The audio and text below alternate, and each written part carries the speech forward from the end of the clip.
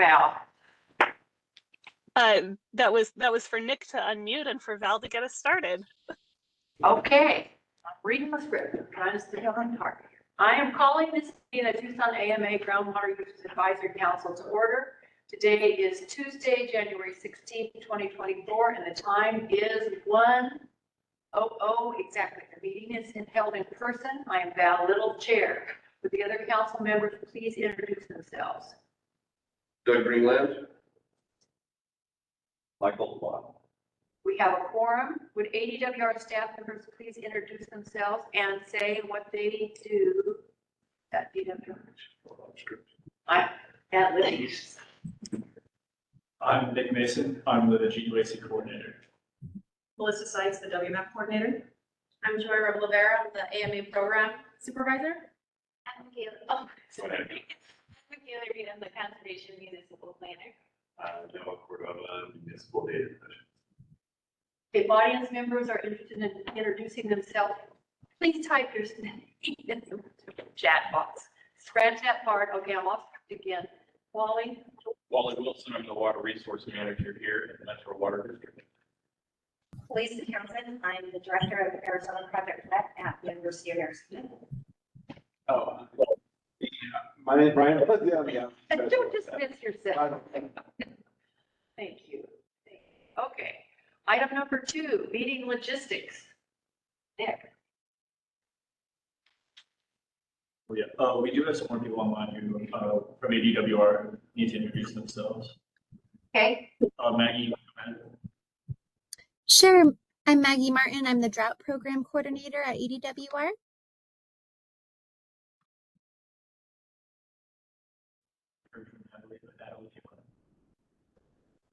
Oh, and I'm Natalie Mast. I'm the AMA director, and members of the council, I apologize that I couldn't be there today. Hey, Natalie. Make note of that. Meeting logistics. Are they only 2? Yeah. Yeah, those are. Okay. Go ahead.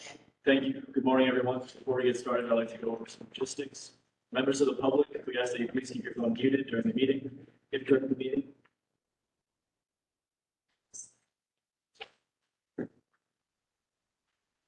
People are off script already. On script already, sorry about that. If during the meeting you have a question, please feel free to type your question in the chat box and they'll be read and addressed at the end of each agenda item. If you would like to speak to the council, the call to the public will be the time to do so. Please indicate that you would like to speak and you will unmute your phone. This meeting is being recorded and will be posted to ADWR's website and YouTube page. Once the recording is generated, it will be posted once the recording is generated. Presenters, in the interest of allowing for time for questions and ensuring that all presenters are heard, we ask that presenters keep their lectures to 15 minutes. I will be giving a 1-minute warning before the time concludes. Please ask for next slide when presenting your agenda item. Finally, if you're having any technical difficulties, please contact our help desk. Their contact information can be found on the screen. Thank you, that is all. Drought status update. Maggie. Hello again, everyone. My name is Maggie Martin. I am the Drought Program Coordinator at the Arizona Department of Water Resources. Thanks for having me here today. If we're getting started, you can go to the next slide, Nick.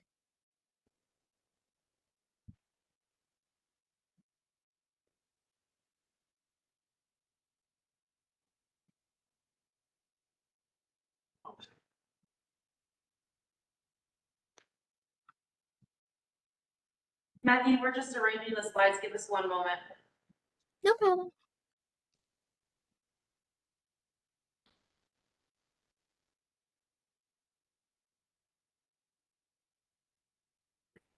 Sorry about that.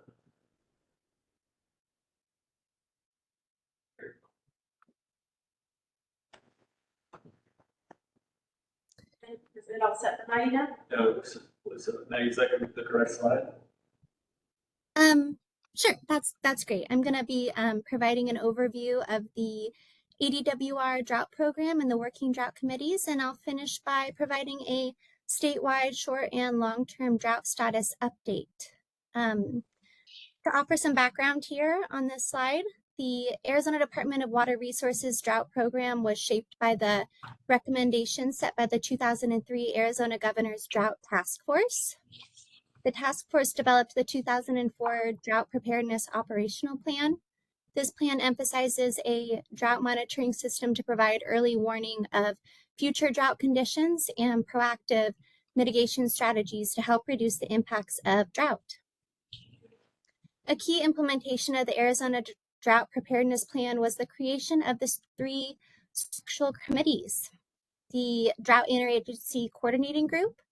This serves as an advisory group for the state governor on the drought emergency declaration of the state. This group meets biannually. The local drought impact groups, which are county level groups that coordinate drought public awareness, provide impact assessment information to local and state leaders, and implement and initiate local mitigation and response options. And lastly, the Drought Monitoring Technical Committee, which is responsible for gathering data about Arizona drought, climate, and weather. As a group, we produce drought status reports and communicate that information to land managers, policymakers, and the public. I'll stop there until we... I apologize, we're having some technical difficulties. That's okay.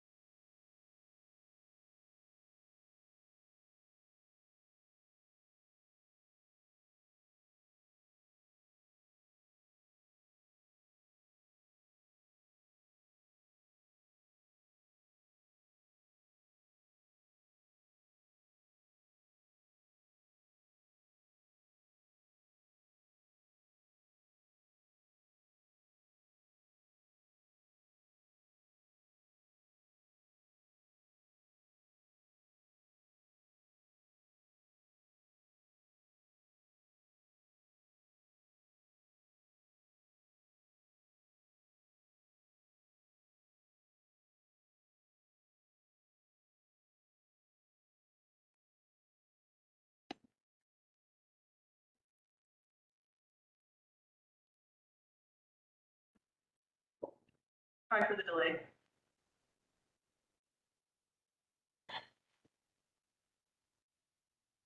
Maggie, was this the correct slide? I'm sorry for cutting you off earlier. That's okay, Joy, no problem. I'll start here. This is great. I'll provide a little bit more information on the committees that I described in the previous slide and describe some of their meeting summaries at the most recent meetings that we've held. So the Drought Interagency Coordinating Group, some background information on that group. In 1999, a drought emergency was declared by Governor Jane Dehol, activating the state of Arizona Emergency Response and Recovery Plan and promoting aid in drought-stricken areas of the state. In 2007, the declaration was reaffirmed through an executive order, further promoting water conservation in all sectors of the state, requesting assistance for those impacted, and ordering state agencies to implement their water use reduction plans. As I mentioned in the last slide, the Interagency Coordinating Group is an advisory body to the governor on drought issues. It's comprised of state, federal, and non-governmental organizations, and this group meets twice a year to evaluate drought conditions and consider recommendations to the governor. The ICG last met on November 7th and unanimously recommended that both drought declarations remain in place. The meeting agenda, summary, and presentations from the last ICG meeting are posted on the ADWR ICG webpage. The next meeting is yet to be determined, but it will take place in May of this year. Next slide, please.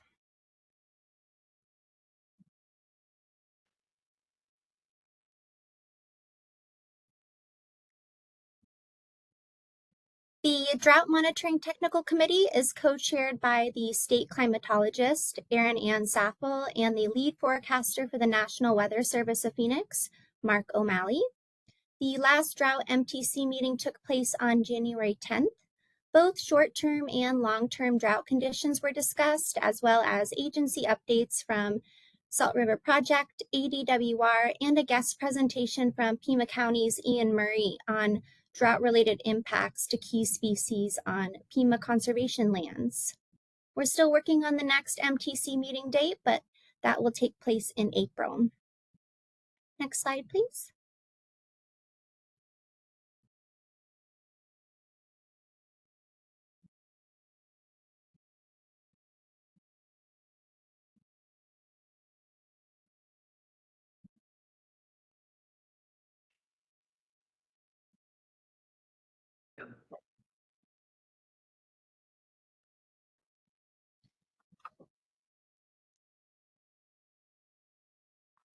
The local drought impact groups, or the LDIGs, are groups that coordinate drought public awareness, provide impact assessment information to local and state leaders, and implement and initiate local mitigation and response options. They are typically county level groups. They are coordinated locally, and there is currently one, the Pima LDIG. Next slide.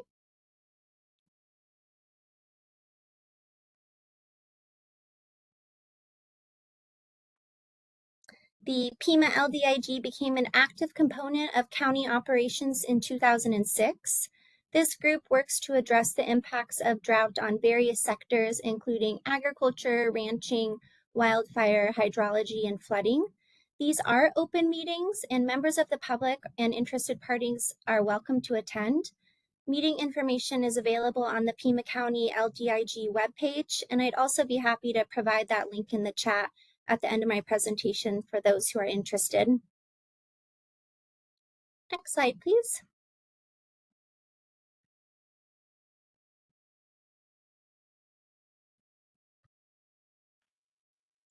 I'll now be moving on to the drought status updates. Here are the U.S. Drought Monitor maps for the end of the last 5 months. I will start with August, but I can't talk about August and September without mentioning July and the exceptionally hot summer that we had. July ended as the hottest July on record at most locations in the state and the second driest July on record. Precipitation from Tropical System Hillary started in August in western and northern counties, However, severe short-term drought had already really advanced in central and southeastern counties due to the previous 6 to 7 extremely hot weeks. After a full year of no extreme drought, extreme short-term drought started advancing through Arizona in September. Statewide temperatures were much above average in October and November. At the end of November, moderate or severe short-term drought had expanded into 50% of the state. An extreme short-term drought was recorded in 6% of the state, leaving areas with abnormally dry conditions or no drought to 43% of the state, which you can see there in yellow and white on the maps. I will get into December here on the next slide, please.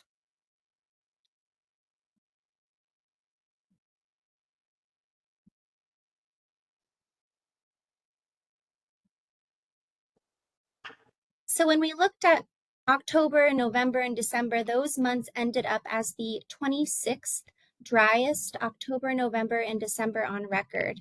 December was the 9th warmest December on record statewide since 1895.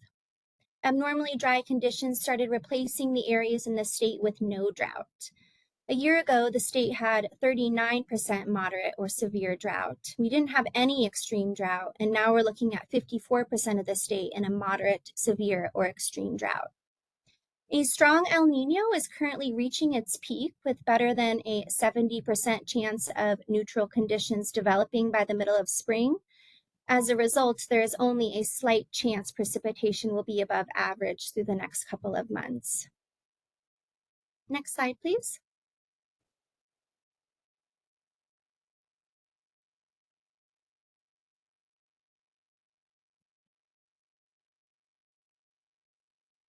I will now cover the quarterly long-term drought status maps. A very wet monsoon season in 2022, followed by a very wet winter into March 2023, brought improvements to Arizona's long-term drought. However, extreme drought did begin advancing throughout September following that very hot and dry summer, and expanded throughout July to December as a result of that record-breaking July and late starting monsoon season. Exceptional long-term drought, which is that very dark maroon color on the slides, and extreme long-term drought, which is the bright red, has expanded throughout the state and Pima County.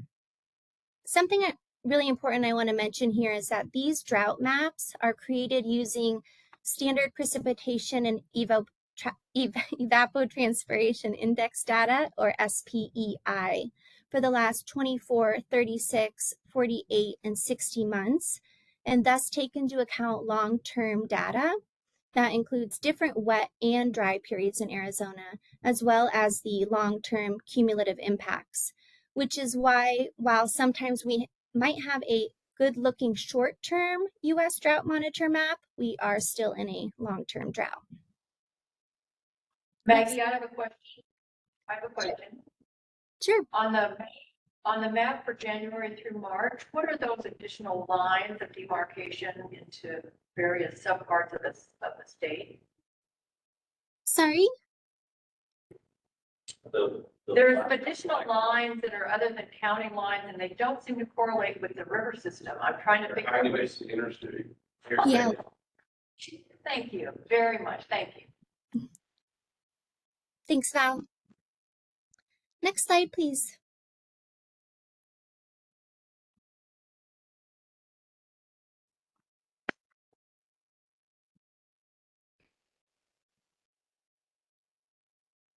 In partnership with different groups, ADWR produces an annual drought preparedness report for Arizona residents and for the governor's office. It includes data from the previous water year. We published the 2023 Arizona Drought Preparedness Annual Report in December. This report includes a summary of Arizona's drought status for the past water year and an outlook for the next water year. It includes drought and emergency designation information and highlights of drought conditions and preparedness activities, including water supply, drought planning for community water systems, outreach, education, participation in regional and national efforts, and assistance. You can find the 2023 Arizona Drought Preparedness Annual Report by visiting the ADWR Drought Program webpage. Next slide, please.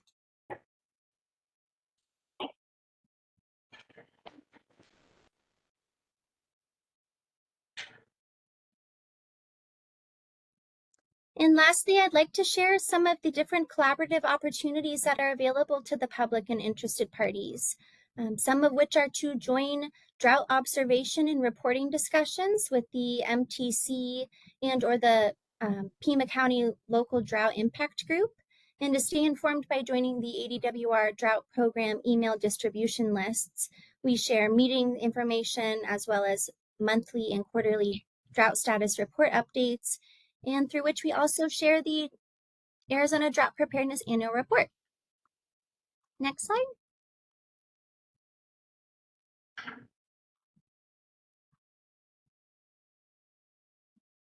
Any comments or questions for Maggie on this item?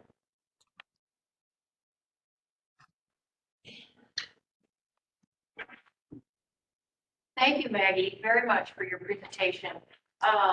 I want to say again that I'd really like for us to have an email copy of the whole slide run after the fact. It's good to have to refer back to. Okay, I'm going to go on to item number 4, Water Management Assistance Program Update. Melissa? Thank you, Madam Chair, and good afternoon, council members and members of the public. I will be going over the Water Management Assistance Program fund balance, the status of the WMAP and DCP groundwater conservation grants, and will introduce the WMAP project requesting renewal. Following our last discussion regarding withdrawal of fee rates of 2024, the director approved the council's recommendation of $3.50. Now on to the WMAP. The current balance is $99,655. Of that, $22,500 is still committed, leaving a balance of $77,155. We expect to collect about $69,000 annually at the current rate. Arizona Project WET is seeking to renew their contract for $67,050 for a term of 16 months. This would leave $10,105 in unobligated funds. Arizona Project WET is the only project currently being funded in the Tucson AMA. Next, I'll give you an update on groundwater conservation grants. The 2 remaining projects are still ongoing: the expanding of a water loss control program throughout Tucson Water's distribution system and the automated gates for Marana Road Canal. Are there any questions regarding the DCP projects or the WMAP fund? The encumbered committed, is that for project lab or what? The encumbered committed is for, yes, it's our remaining invoice on project one. Thank you. Yeah, just haven't been submitted yet. Or cleared our system.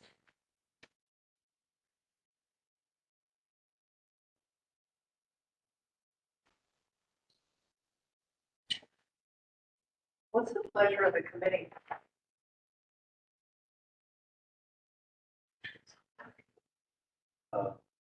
Well, this is not an action item. We need to be thinking about, first of all, what we're going to ask the governor. We recommend to the governor, and second of all, Well, we covered the conservation. So.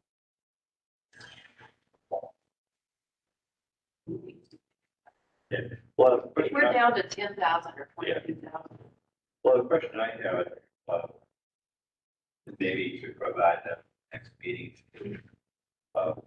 what the fees are being charged in the other AMAs, in particular regarding the toll versus water management system. Okay. So that would be something I have on. So just specifically what we're collecting for WMAP funds. Yeah, I'd like to say the Phoenix AMA. Oh, versus the PSA. Yeah. Okay. Just to get a comparison.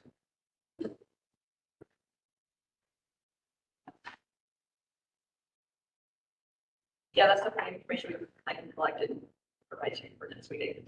Or prior to next meeting, if you'd like an email after the meeting. Any other comments or questions on this item? Okay, moving on to item number 5. Lisa?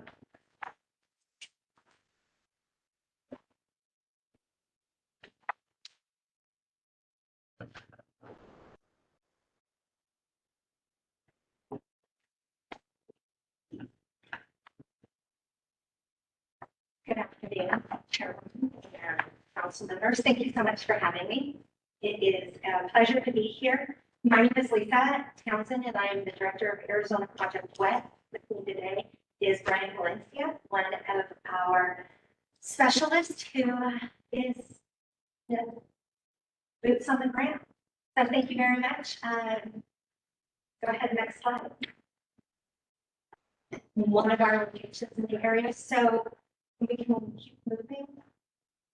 So Arizona Project GUAC works throughout the state, and specifically here, we're going to talk about the Tucson AMA, working with students, professionals, and teachers to ensure that there is water stewardship and awareness of our groundwater system, as well as the use and access to water resources.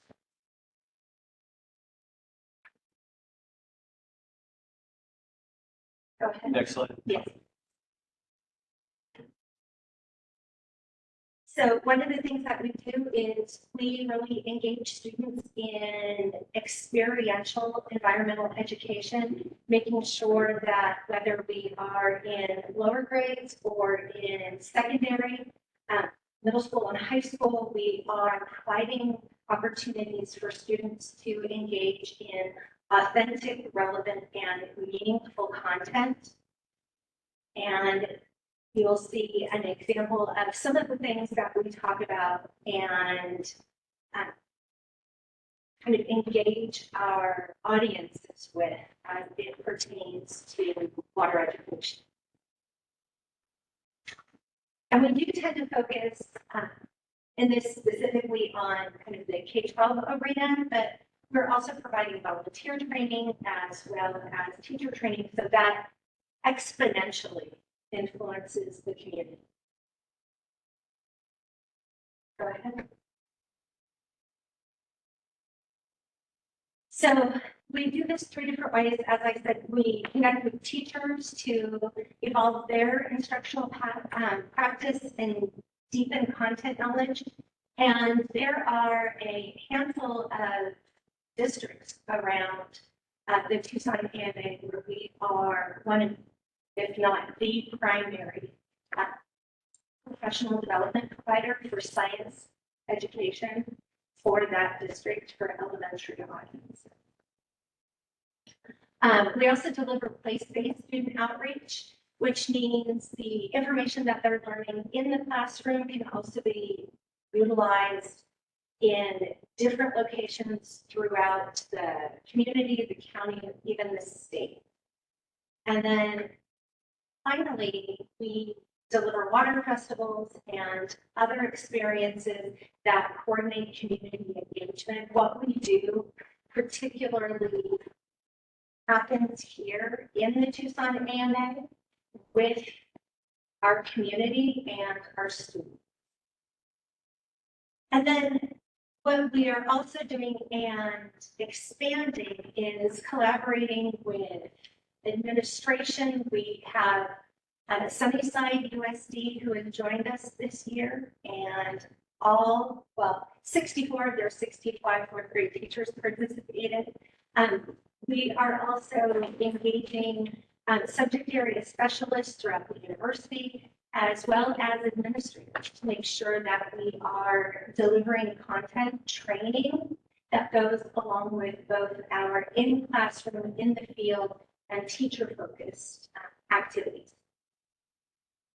And finally, we are, like I said, growing this relationship.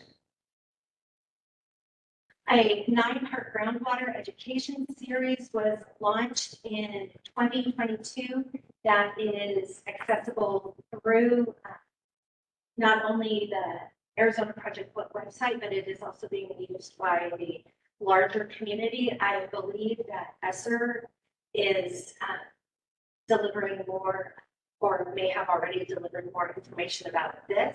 What was it again? It's this incredible 9-part groundwater series. What's the answer? They are the production house that for design. designed Okay, and delivered it. But this is kind of real world being utilized in the classroom to support the ongoing programs that we have. Next slide. So this was the terms and deliverables of our previous agreement, and it does expire at the end of next month. And the good news is we have exceeded and amplified our reach throughout the county. And this is really what that looks like if you want to go to the next slide. In the 2022-23 year, up until this last month, we had conducted 32 Sweetwater Wetland Water Festivals for 4th grade, 34 in-classroom models, ground flow model presentations for 3rd and 4th grade students, 19 presentations for middle and high school students, and 14 WSI programs, as well as relevant STEM learning in the region that took place at Sweetwater Wetlands. Next slide. Some of our people in action. Right there, that is a demonstration of pumping groundwater after it's the final hands-on. Each student gets a model of the system. They pump it out, and then we also talk about all the ways that we recharge.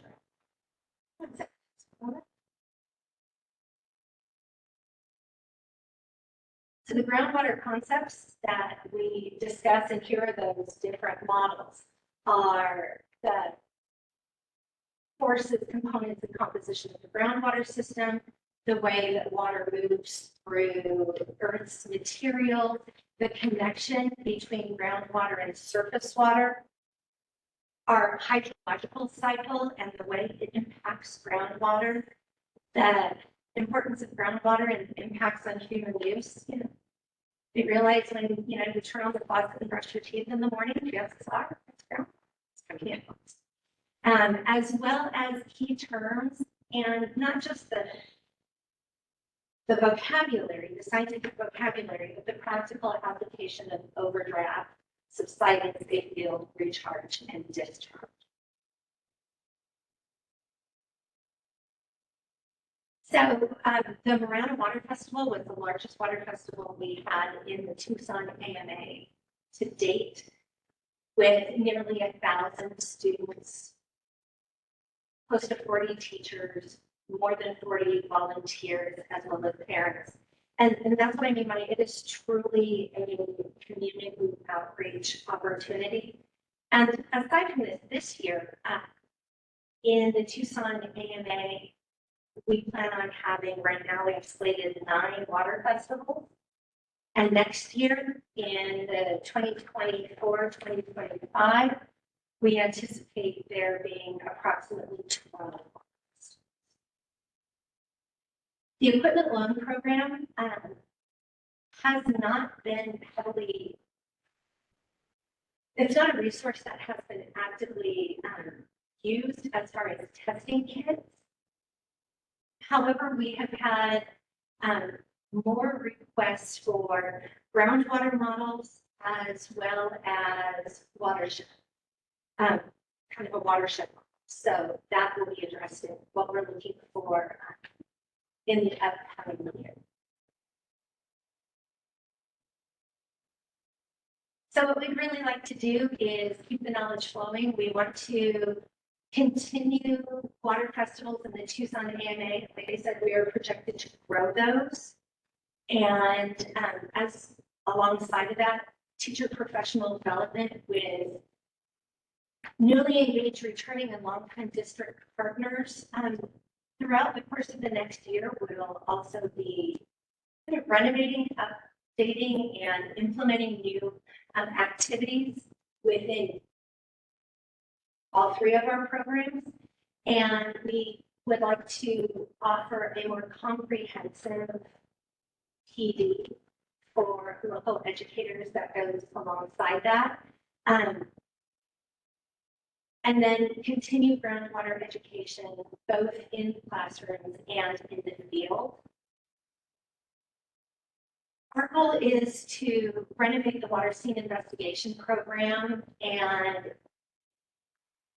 align it with middle school, really dig deep into the ways that we use and potentially waste groundwater in a multi-opportunity, kind of a pick your own adventure format. And then we'd like to invest in engagement. And what that would be is durable goods, those models that are being requested. We would like to have more on hand for students and teachers. And then the one thing about models is they're used. So we would need to refurbish and replace them.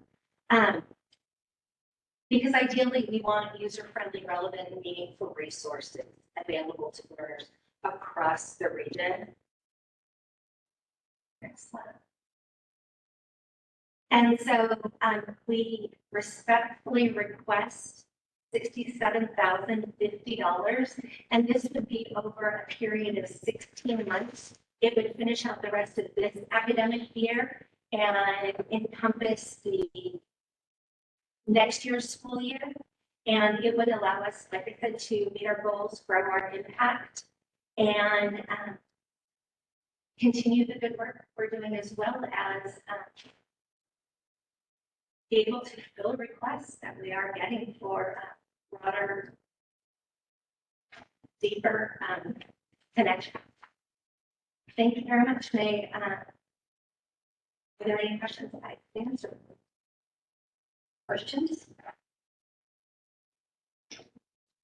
This isn't the only funding source that you have this program, correct?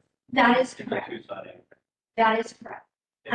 Any estimate as far as percentage-wise, our contribution would be? It depends on the programs.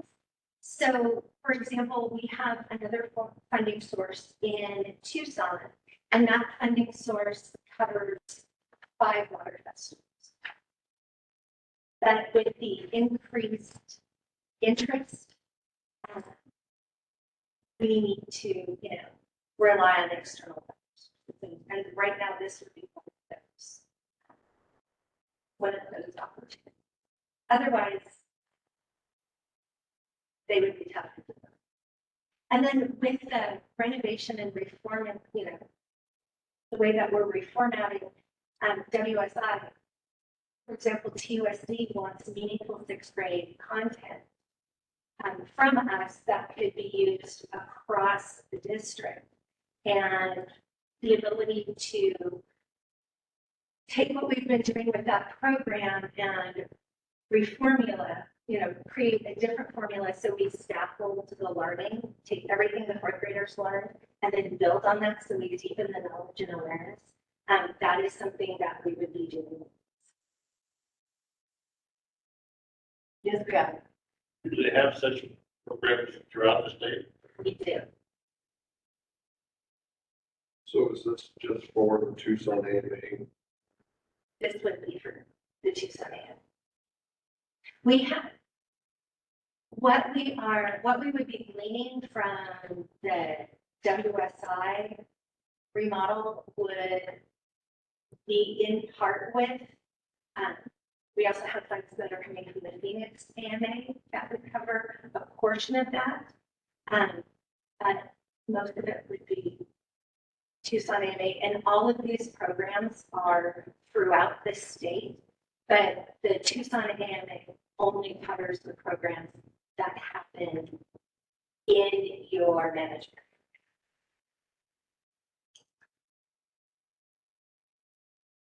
I didn't feel like I got a complete answer to Mike's question about it would be helpful for me, as Project WED has grown and diversified and become more complex and a bigger part throughout the state. I don't have a clear understanding of what our $67,000 goes for specifically. And I think in meetings past, that has come up, that we wanted to be sure that our money was pretty tightly focused on water conservation. In other words, we had a pretty good presentation a year or two ago about in the swimming pool with something was going. I can't even remember, Lisa, what was that? That was before you. That was before me. Well, I think that at the time, we made the comment that we wanted to be sure that the money that comes out of our conservation and augmentation fee goes for specific parts of a very broad program. And so it would be helpful to me to see the full budget and then to see where our 67,000 or whatever we offer plugs in. I have it right down. Did you? I do. I would like to have seen that. Would have been helpful, but go ahead. Sure. Of the $67,050, Are you going to read it out? sure. Would you like me to, have that slide, if there's a slide? Okay. Go ahead. I've got 12,600 allocated to water festivals. And that total would cover the cost of running basically one full day water festival and potentially a half day water festival or 2 half-day events. Groundwater presentations, we have $12,000 allocated to that. And Groundwater presentation. in classroom groundwater presentations. Okay. And that would provide no fewer than 30 classes. Classes of fourth graders. That would be 4th grade and or 6th grade.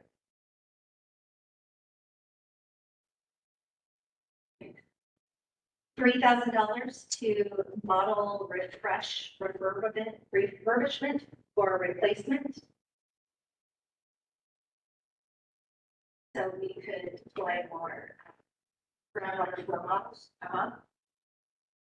And then finally, $34,950 to the redevelopment of water scene investigation program. And that would include running pilot of the program in this academic year and no fewer than 5 full versions of the updated program in the Tucson AMA in the following school year. And that one specifically focuses on ground. Does everybody on the council understand what a water scene investigation is? That was actually one of my questions. It's over. I bring it down to the nitty gritty, and I would like to know where half our money's going, if I need to be able to explain to other people what that is. Can we hold off making a decision? I know we're supposed to take action today. Can we hold off until we get more information? And I still haven't seen an answer to the entire project budget throughout the AMA and probably throughout the state. That would be really helpful to see how we did. So this contract expires at the end of February, so at that point, they would no longer be under your contract. Yeah, so it would have to be approved. Another meeting. And then there's also contracting that would happen. Yes, and that takes some time as well. I would, go ahead, comments. Well, when we were going to start the redevelopment, This spring, what, any particular month? most likely toward the end of March. And then we would start amassing the materials. And the WSI would be a 3-part program. And then there would be 3 different iterations of it. And it focuses on water waste, whether it is irrigation, household water waste, or school site water waste.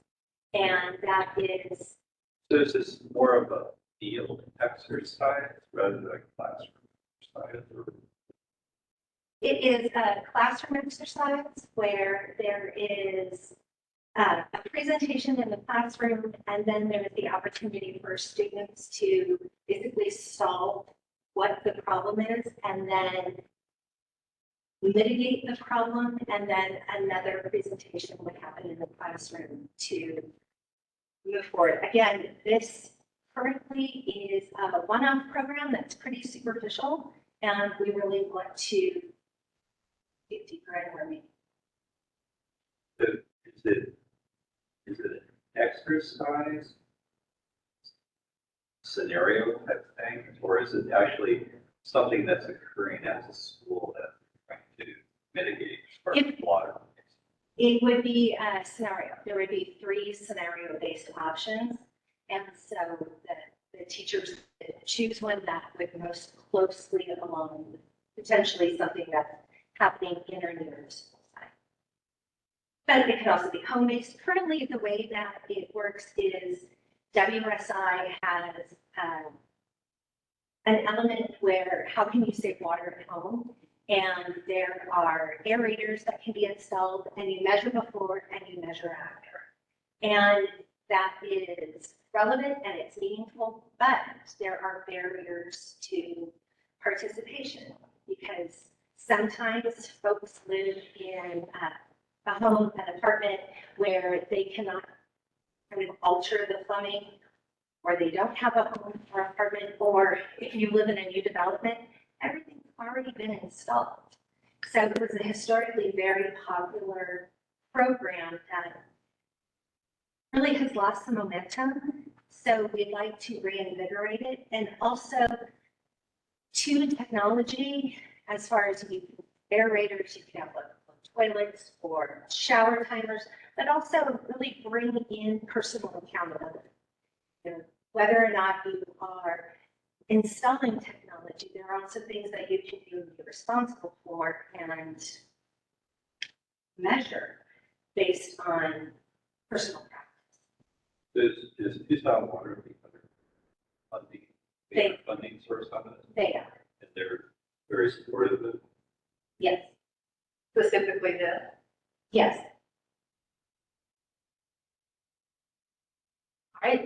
go ahead, Brad. Say 16 months, so I'm assuming that the ongoing program will be for this semester. Correct. And anything new will be in the fall. Correct. So we have some on the books right now. WSI is on the books. So we could review this before it goes into effect. Well, is that correct? Yes. Thank I don't know that I'm able to make a motion, but maybe I could suggest.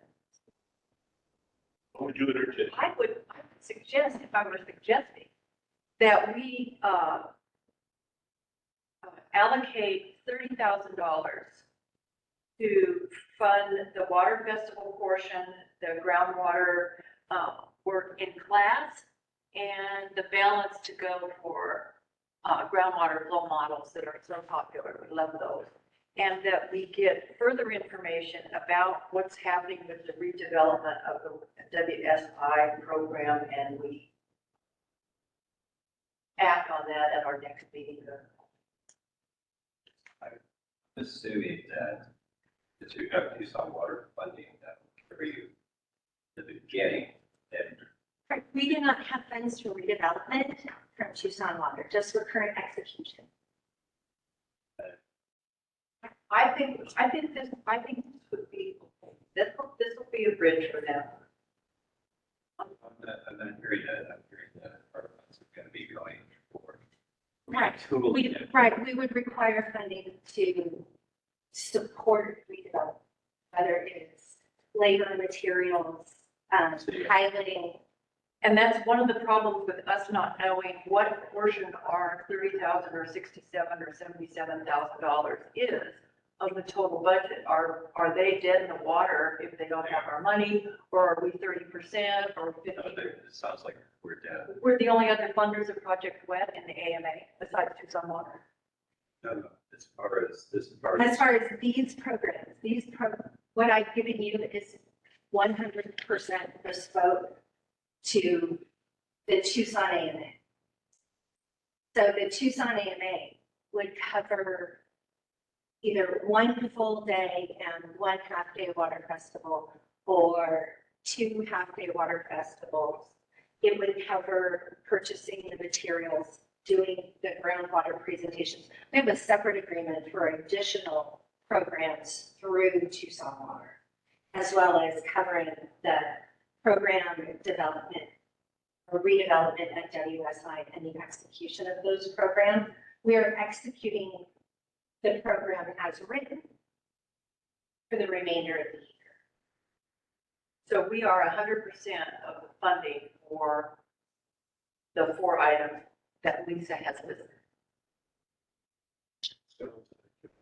right? Correct. I'm not comfortable, I don't understand what the water scene infrastructure is. I need to know more. It just sort of came out of left field. I've never heard of it before. Maybe I was asleep at the last meeting. I don't know. I feel really comfortable about the water festival portion of the groundwater work and definitely the models. If we could give them $30,000 at this point, and then if you feel comfortable after a presentation of the overall budget picture, I don't know. What's your pleasure? So your intent would be to fund everything with the water festival, log replacement, and then additional 20. At least, yeah, at least for the models. And then come back next meeting. Yeah, I'd like to see some metrics. What's the goal of that? What are the outcomes expected? Number of people reached, how, I just would like a really robust presentation of that. I think it would help you guys as you redevelop to have to go through that exercise. I'm not saying that we're not going to fund it. Right. I just would feel better if we all were more comfortable with it. Yeah, I can give you a program history of the water scene investigation. Right now? No, Yeah, good. but I can pull numbers, data, and read Great. for both Tucson as well as Phoenix, both places where we have AEWR, GUAC, and AMA agreements. Good. Yeah, that sounds good. Can I ask a question of the, in Phoenix, is this going to complicate your life if we cut this into 2 different contracts, or how would you work it with what being? I haven't encountered this kind of situation yet, so it could either be 2 separate contracts, it could potentially be an amendment to the first contract to add this additional portion. That'd be something I've discussed with our legal counsel. I think that was the outcome 2 years ago when we had some questions about things, that there was some held back. It's eventually allocated, but I think that's not unheard of, and it may have been before you. We had, I believe what you're referring to is we had a contract expire, and then we had to allot that remaining funding to a new contract. Is that what you're referring to? Maybe. Yeah, it was some bureaucratic thing, very easy. Okay. It's beyond my pay grade. And if it helps, I can also separate because this is redevelopment and execution and relaunch and delivering the program. I can also break that down into a smaller bite-sized chunk. If it's between now and summer, it would be this much for redevelopment and piloting. And then next year, this is the amount that we would anticipate for delivering the program. Do you understand our hesitation about where these funds come from that we're responsible for?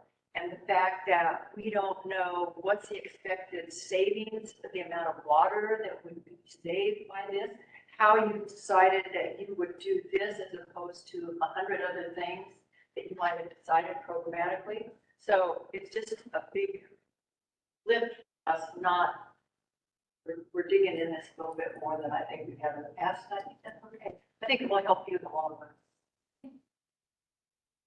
So, do I have a motion? Somebody want to make a motion? Chair, Yes, sir. I'd like to do, we recommend to the EWR director the 12,600 water, 12,000 for groundwater precipitation, $3,000 for and if that is the free costs that people. I got 12,000 for grandfather. Yeah. Yeah, you say that, right. And I was willing to go 30,000 and add some to the flow model. Well, that's gonna cut out for the other side. Got it, okay. Do we have a second? Second. Okay, Pat seconds. Third. Can we do a voice vote or we need to take a roll? All in favor of the motion? Opposed? Yeah, I hope that's not too, troublesome for everybody, but I think we'll move that along. I just want to confirm that the motion was to award, to recommend for award $27,600 to Arizona Project Budget this time. With the understanding that they'll come back. Revisit it with the university. And that'll keep the contract going, so you won't have to initiate a new contract. It will be a new contract for this round regardless because the Okay, expires. But fair enough, thank you. Thank you very much. Thank you. Okay, now we're gonna move on to item number 6, AMA Director's Report, Natalie.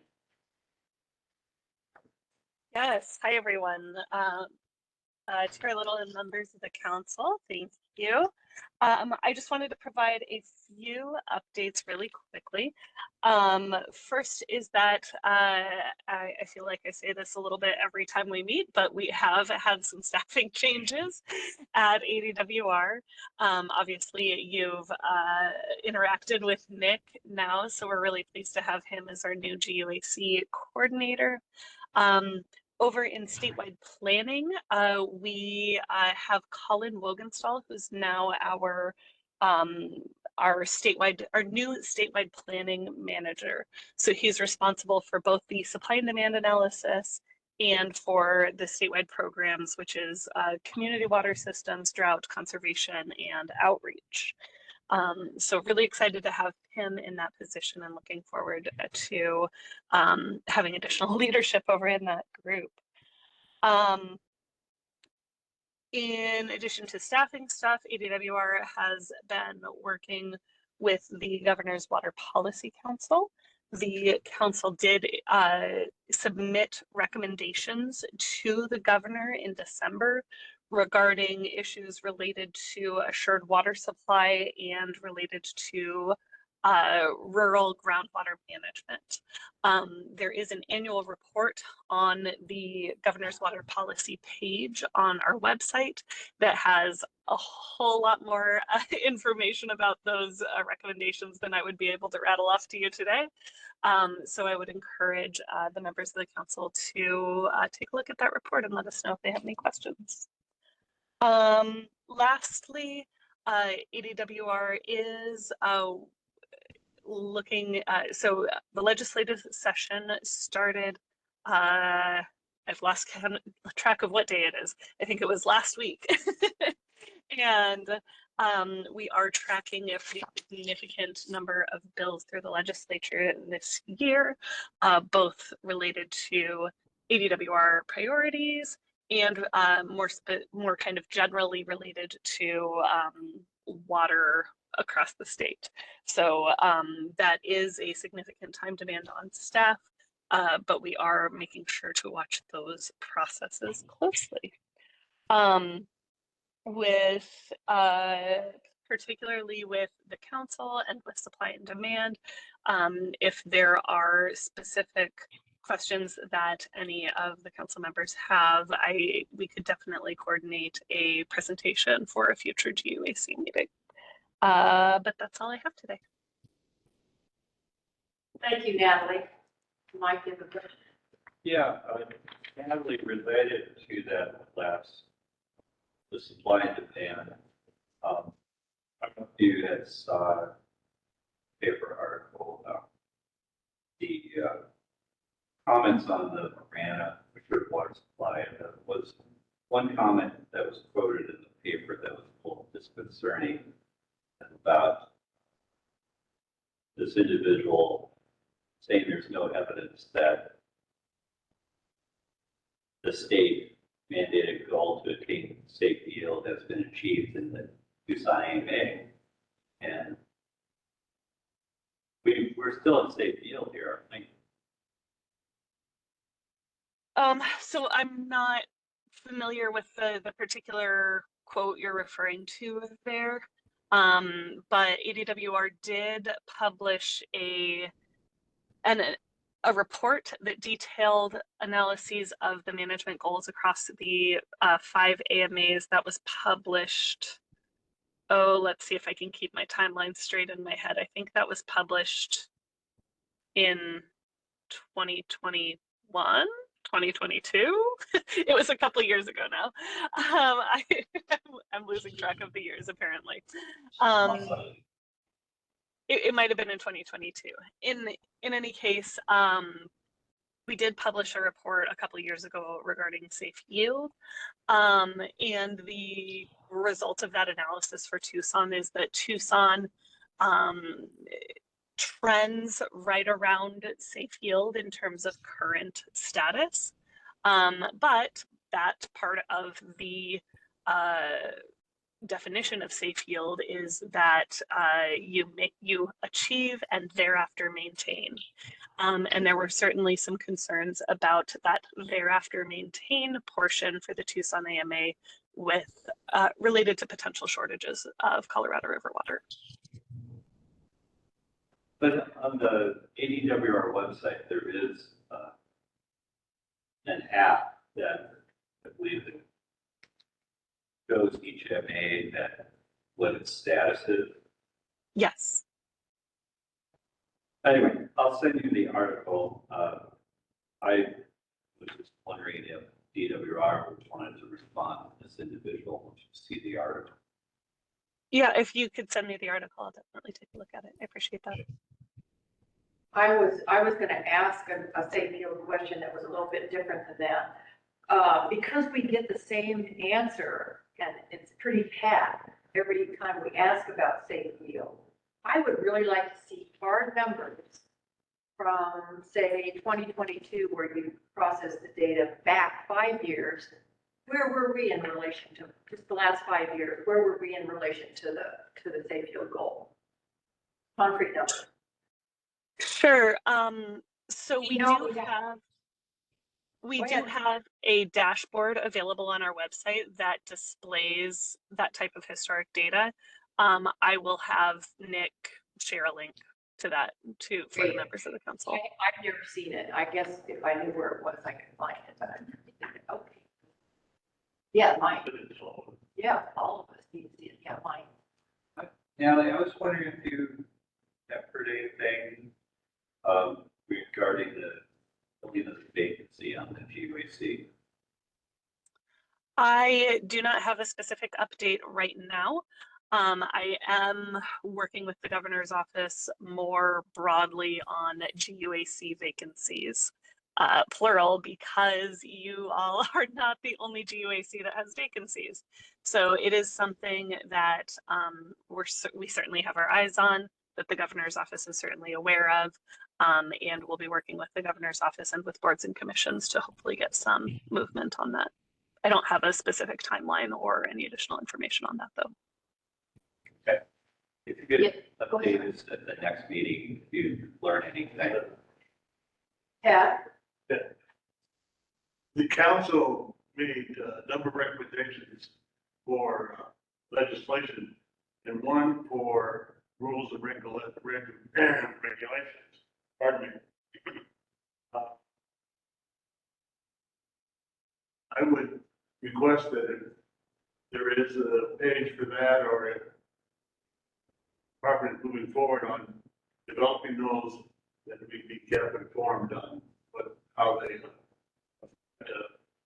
I would say field, but the whole process.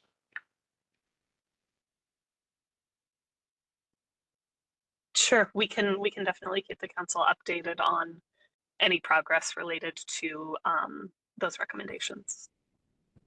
Thank you. I think we kind of moved right into call to the council.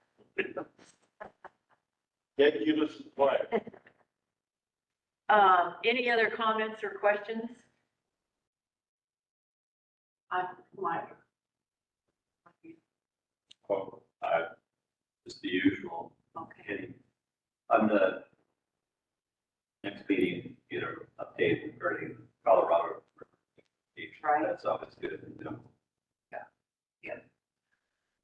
Doug, anything? You had mentioned previously that you wanted to see an update.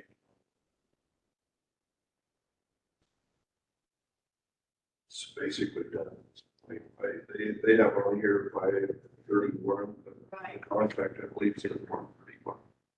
So you'd be ready in our next meeting? You're ready now? I'm done. There's nothing that's gonna happen between now and the end of the month. Okay, well, that'd be great to put that on the agenda for the next meeting. I got a couple of things. One is when we set our next meeting, would DWR be clear about checking with Metro first when you establish a run of dates before you send them to us? It's really important because of the graciousness of Metro Water to ask them first so that they don't have to move something else in order to accommodate us. So if you would contact directly Theo and or Wally, you do that? I mean, That's maybe you typically do. how it's done. Okay. Yes. I was under the impression that they didn't give the word until the meeting date was set and then they had to. Oh, no, we originally checked with them, get a selection of dates that works for them. and- Great, okay, never mind, forget I ever said a word. So the briefing on safety is gonna go ahead. Here's something that, have you ever seen this? I'm not. Okay, several years ago, before any of you children were here, we got an ADWR AMA section organization chart. And none of you except Natalie are still here, kind of. So I'd love an update with a date on it. Okay? That can be distributed. Natalie was gonna say. Natalie, were you gonna say something? Natalie, Sorry you're about that. muted. I was just gonna say I have that available. I can make sure that that gets provided to everyone. Great. Well, it doesn't have to be, but just so that we have something to refer to. The last thing I've got is that if we have time on our next meeting or the meeting after that, I would like to suggest that we invite, hopefully Kathy Jacobs, if she's available, to discuss and give us a briefing on the Arizona Tri-University Recharge and Water Reliability Project. This is a big deal and apparently was initiated or suggested by ADWR, and I would love for our AMA to be fully aware of what they're doing as they launch this program. Fair enough? Said yes. That's all I've got. Item number 8, anybody in the public want to comment? Love to hear.